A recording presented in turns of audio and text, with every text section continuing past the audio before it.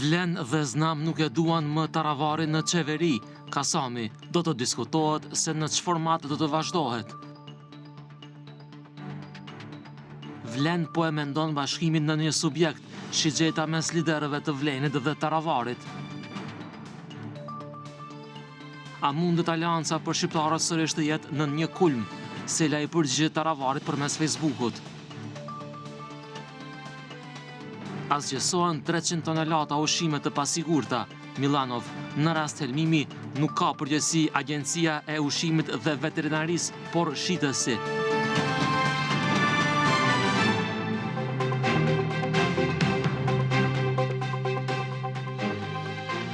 Se vini në magazinën informative. Zhvillimet e fundit në Vlen nuk e bëjnë Taravarin të mendoj ta lëshoj qeverinë, edhe pse shton se kjo është puna e kryeministrit me të cilin ka marrëdhënie të shkëlqyera.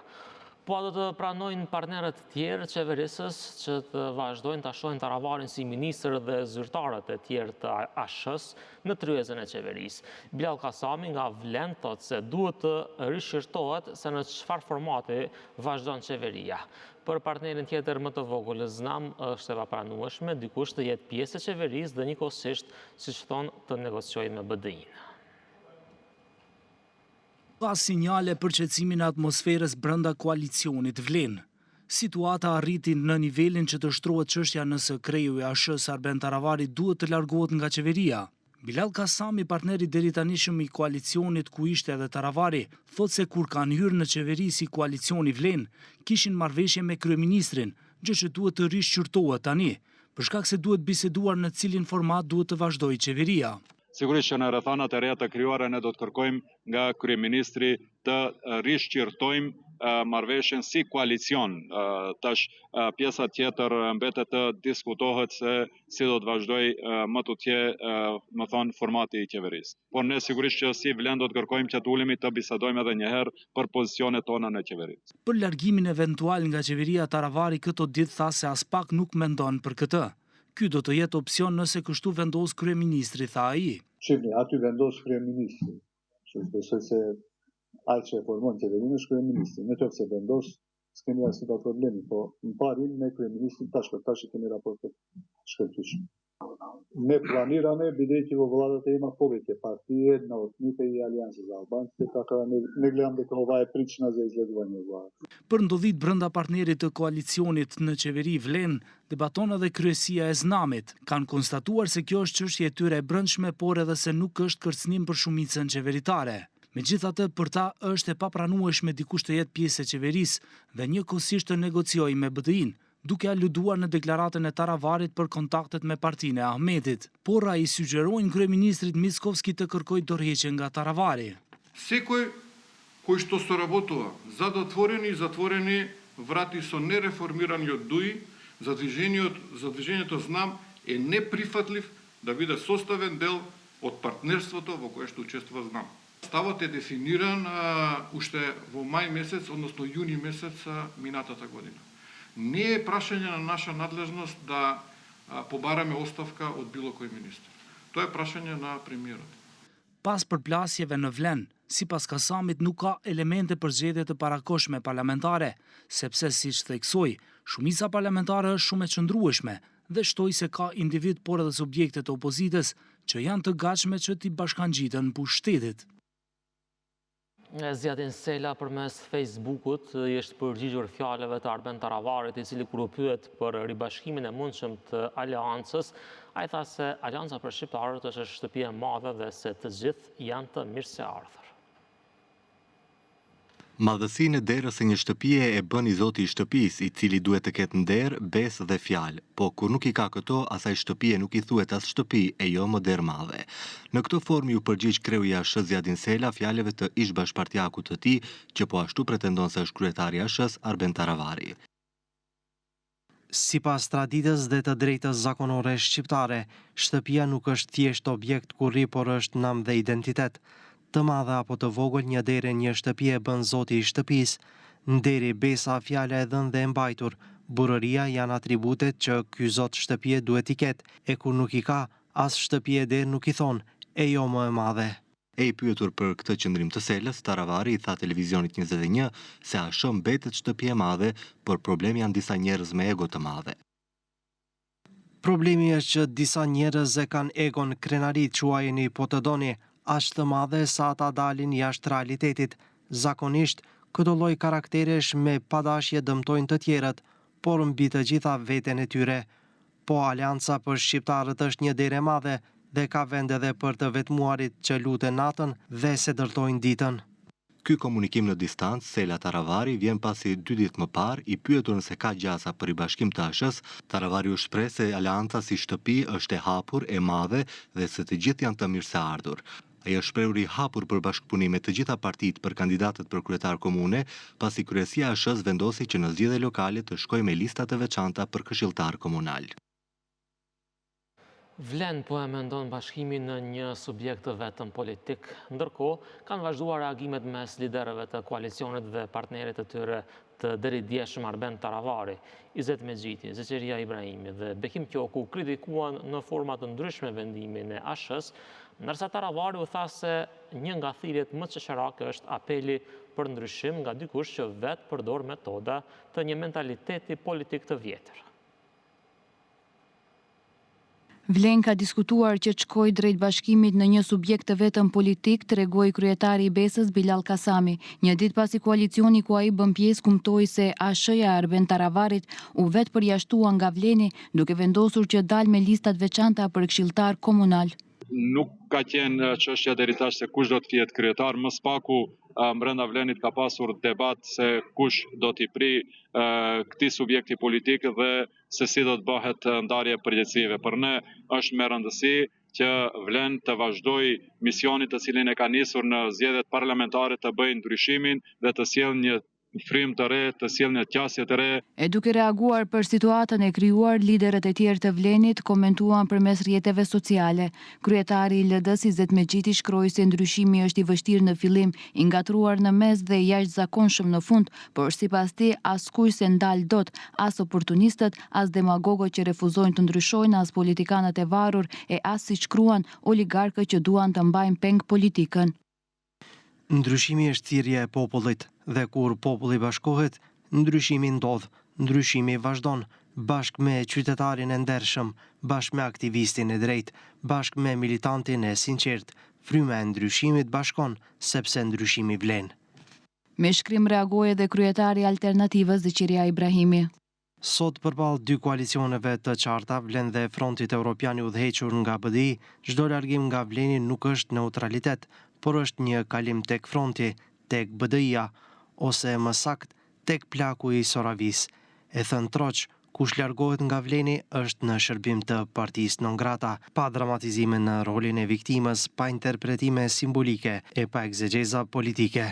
Më i gjatë në reagim ishte Bekim Qoku, përfaqësues i lëvizjes vetëvendosje brenda koalicionit Vlen. Në shqyllimin e gjitha zhvillimeve, mes tjerash ai shkroi se insistimi për lista të ndara është të kërkojë sebeb për t'u ndarë, jo për t'u bashkuar. Argumenti se me lista të ndara do të maten forcat brenda koalicionit sipas Qokut është i pakuptimt. Më tej shpreh se Vleni duhet i mas forcat vetëm me BDI-n. Shkuarja me lista të ndara për këshilltar komunal, përveç se do të dobësonte keqas koalicionin Vlen, do të përçante edhe votën shqiptare. 4 partitë e Vlenit, veç e veç, ende janë të vegjla në raport me BDI-n, vetëm unifikimi i tyre, bashkë me faktorin vetëvendosje, i bën të konkurrueshëm dhe të fuqishëm për të triumfuar në zgjedhjet e radhës. E kreu i ASH-s Arben Taravari përmes Facebookut reagoi duke shkruar se një nga thirrjet më qesharake është apeli për ndryshim nga dikush që vetë përdor metoda të një mentaliteti politik të vjetër. Ndryshimi fillon nga vetja, por për dikë kërkon më shumë kohë, e për dikë më pak. Fatkeqësisht ka disa që nuk ndryshojnë dot asnjëherë. Alianca ka një motiv që e mban gjithnjë në lëvizje, dhe ai është kushtrimi i njerëzve. Lum kush e dëgjon, sepse ka të lehtë rrugën drejt fitores dhe fitoria më e madhe janë njerëzit dhe jonja sapo ka filluar. Vleni dje kumtoi se Taravari u vetë përjashtua nga koalicioni. Në këtë konkluzion erdhën liderët dhe përfaqësuesit e 3 partive të tjera. Pasi një ditë më parë, kryesia qendrore e ASH-s vendosi që në zgjedhjet lokale të garojë me lista të veçanta për këshilltar komunal, gjë e papranueshme për drejtuesit e tjerë të Vlenit. Flasim tani për integrimet. Nën prezidentja e Bullgarisë, Iliana Jotova, theksoi se korniza negociuese nuk mund të rishkruhet ose të hiqen diçka prej saj. Sipas saj, Bullgaria nuk ka kushte për Maqedoninë, por zëvendës ministri i punëve të jashtme Zoran Dimitrovski thotë se problemi qëndron në kushtet aktuale, përkatësisht në komisionin historian e jo në ndryshimet kushtetuese. Bullgaria nuk vendos kushte shtesë në rrugën e Maqedonisë drejt BE-s, siguron nën presidentja bullgare Ilia Jotova. Sipas saj, marrëdhëniet dypalëshe mes dy shteteve nuk janë pengesë për rrugën eurointegruese, por критерий европеан nga пропозими francez. Ние продължаваме да смятаме, че не са защитени правата на българите в Република Северна Македония. Тази рамка, впрочем, е европейски документ, колкото и да се опита да изкарва, че това е въпрос от двустранен характер. Това вече е европейски документ, той трябва да се спазва, той не може да бъде дописван или отписван или отдалечаван.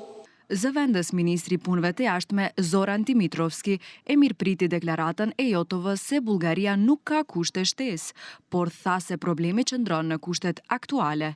Sipas tij, shqetësimi nuk është për shkak të vendosjes së bullgarëve në kushtetut. What we are afraid of, that our process of accession to European Union will become strictly bilateral and will depend on the results of the work of the Commission on History and Education. Eurokomisarja Marta Kos në forumin e liberalëve europian i përkushtuar Ballkanit Perëndimor theksoi se politikanët aktual europian kuptojnë se zgjerimi sjell paqe dhe i thiri vendet kandidate ta përshpejtojnë këtë proces. We are working on speeding up negotiations as much as possible, and we are already seeing progress that would have been unthinkable just a few years ago. Just earlier this week, we have opened another negotiating cluster with Albania. Kohë më parë, Kos paralajmëroi se do të bisedojë me politikanët e Maqedonisë për rrugën eurointegruese, pasi takohet me kreun shtetëror të Bullgarisë. Kryeministri Rosen Zhelaskov tha se e ardhmja europiane e Ballkanit Perëndimor është garancia për paqe, duke shtuar se zgjerimi është edhe në interes të Bullgarisë.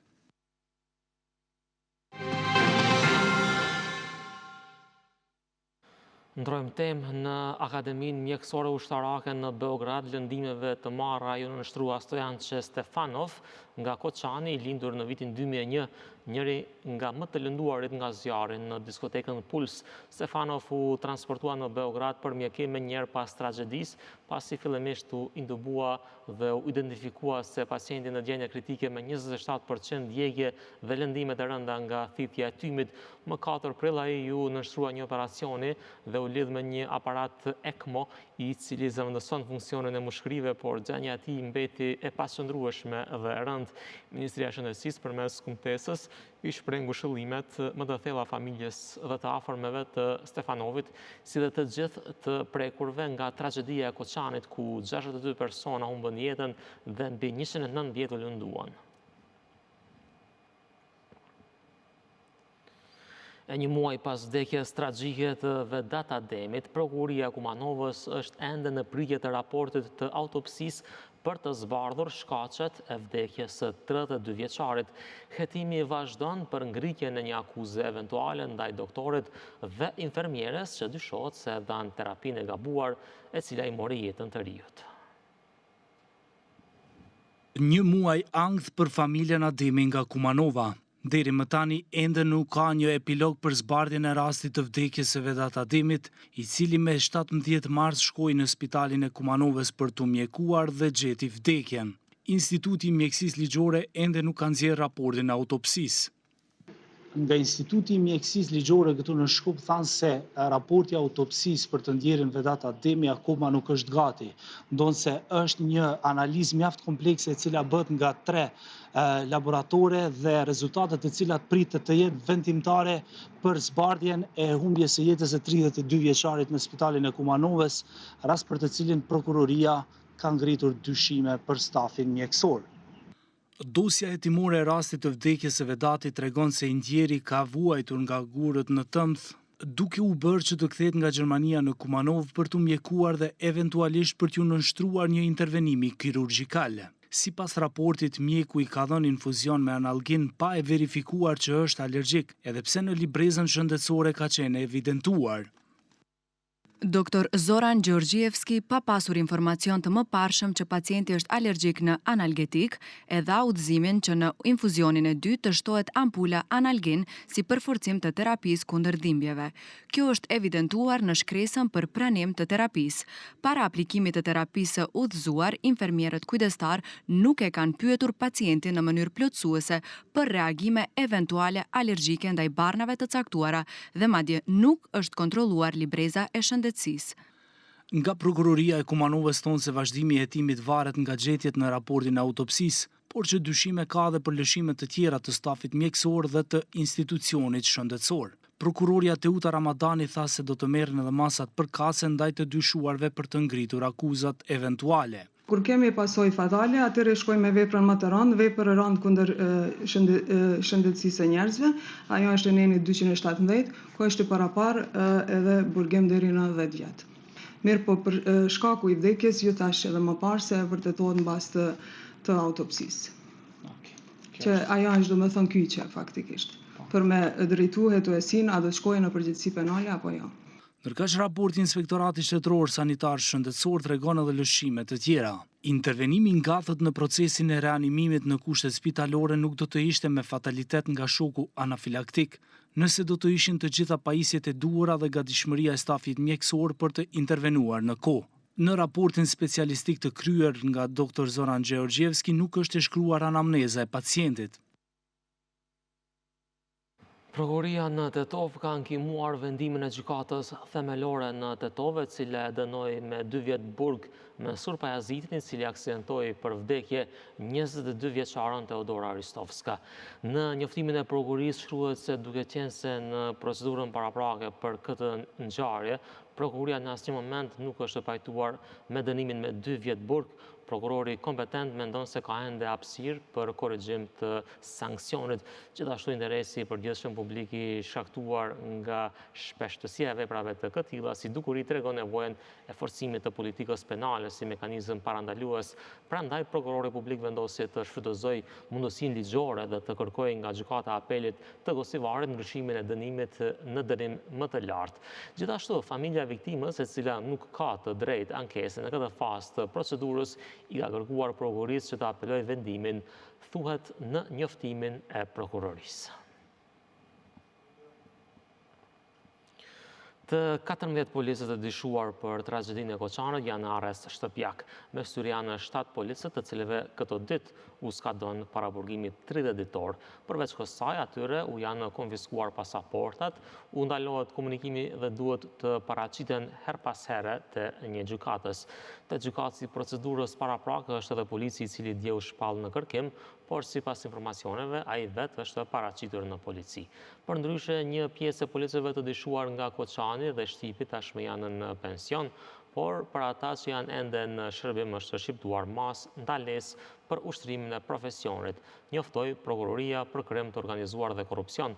Të zgjedhë dyshohen për krime të rënda kundër sigurisë publike. Sipas dyshimeve, me dokumente të rrejshme dhe të dhëna të rrejshme që në fillim të funksionimit të Puls, ata kanë dhënë pëlqim që diskoteka të merë leje funksionimi edhe pse kushtet për këtë nuk janë plotësuar fare. Prokuroria kompetente bëri të ditur se janë duke vazhduar me veprimet parahetimore me qëllim të zbulimit të personave të rinj të përfshirë në këtë rast.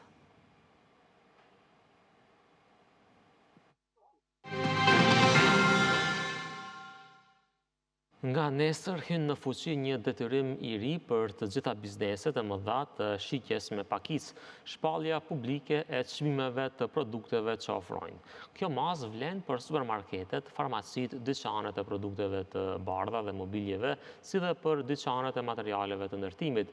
Autoritetet thonë se nëse ndodh një gabim i paqëllimshëm gjatë publikimit të çmimeve, shitësit do të kenë mundësinë ta korrigjojnë brenda 24 orëve pa pasoja.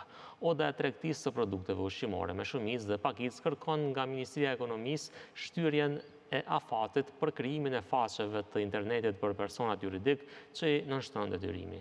Pasi siç thonë, disa tregtarë të vegjël janë ende në proces përshtatjeje nga pikpamja teknike, financiare dhe personelit. Theksojnë se ekziston një nevojë reale për kohë shtesë, për zbatim cilësor dhe të qëndrueshëm për shkak të kompleksitetit dhe shtrirjes së çështjes. Nga Ministria e Ekonomisë i thanë televizionit 21 se javën e ardhshme do të mirëpresin Odën në takim.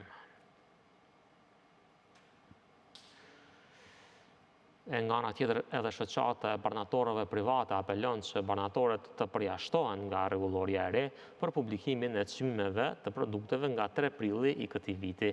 Bozhinovska tha se barnatorët nuk duhet të trajtohen si shitës të zakonshëm. Nga ana tjetër Ministria e Ekonomisë dhe Punës na tha se është e gatshme të dëgjojë të gjitha palët e përfshira, por deri sot nuk ka marrë asnjë kërkesë për takim nga shoqata e farmacive. Një ditë përpara datës kur tregtarët duhet të publikojnë çmimet në web faqe, reaguan nga shoqata e farmacive private. Kërkesa e tyre është që farmacitë të përjashtohen nga detyrimi për të shfaqur publikisht çmimet e të gjitha produkteve siç e kërkon rregulloria, sepse siç thon ky detyrim krijon një barë administrative shtesë e cila largon stafin e kujdesit shëndetësor nga roli i tyre kryesor, kujdesi ndaj pacientëve dhe kujdesi farmaceutik. Që sите ние се соочуваме со намален број на фармацевти. На некој начин квалитетот на услуга ќе се намали токму заради тоа што ќе немаме доволно време фармацевтите да одвојат за фармацевската грижа и издавањето на лекови. Ние дефинитивно основната улога ни е не само фондовското издавање, значи ние точно дека имаме одредени додатоци во исхрана кои што се дел од терапијата кај пациентите. Меѓутоа, времето кое што треба да го одвоиме, а немањето на кадар е еден основен проблем кој што ќе се јави во аптеки. Ministria e Ekonomisë dhe Punës na tha se është e gatshme të dëgjojë të gjitha palët e përfshira, por deri sot nuk ka marrë asnjë kërkesë për takim nga shoqata e farmacive private. Ju njoftoi gjithashtu se ndryshimet në ligjin për mbrojtjen e konsumatorit u botuan në Gazetë Zyrtare më 4 mars 2025 dhe hyn në fuqi 45 ditë pas publikimit të tyre në Gazetën Zyrtare, pra nesër 18 prill, për të cilat të gjitha palët e interesuara kishin afat për të harmonizuar me zgjidhjen e re ligjore. Nga shoqata gjithashtu theksuan se farmacitë nuk janë objekte klasike të shitjes me pakicë, por institucione të kujdesit parësor shëndetësor me staf të licencuar të kujdesit shëndetësor, master në farmaci dhe teknik farmaceutik. Nga korriku i vitit të kaluar deri më tani janë asgjësuar mbi 300 tonelata ushqime të pasigurta në Maqedoni. Gjatë inspektimeve janë konstatuar kushte shqetësuese të një pjesë e operatorëve, por nëse dikush helmohet me ushqim, AUF nuk ka përgjegjësi, por vetëm shitësi. Drejtori Oliver Milanov për Biznes 21 tha se ushqimet që janë të sigurta për 100% nuk ekzistojnë.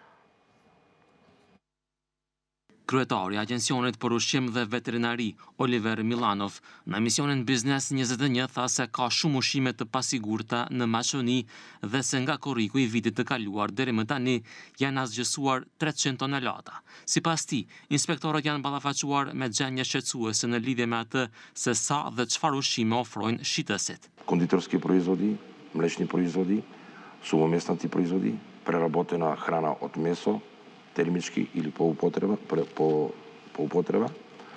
Станува збор за природни минерални води, мед, овошје, зеленчук. Највеќе неусогласености во однос на каква храна конзумираат граѓаните е нерегистрирани оператори со храна. Megjithatë, nëse qytetarët helmohen me ushqim të pasigurt, Milanov thotë se agjencia nuk është përgjegjëse. Sipas tij, e njëjta ka për obligim të bëjë kontrolle, por përgjegjësi do të kërkohet vetëm nga shitësi. Shton se asku në botë nuk ka ushqim që është i sigurt për 100%. Контролата за безбедноста на храната и каква храна конзумираме на Агенцията на храна ветеринарска. Значи вие ќе превземете одговорност доколку се случи пример масовно труење во некој ресторан или оператор со храна? Ние не презимаме одговорност. Одговорност се презима операторот, а ние вршиме контролата за безбедноста на храната. Пак ќе кажам, не можеме да бидеме 100% секојдневно присутни и во моментот дека некаде ќе се консумира безбедна храна 100%. Никаде во светот не постои. Analiza e Biznes 21 tregoi se në 5 vitet e fundit janë asgjësuar 1142 tonelata ushqim të pasigurt.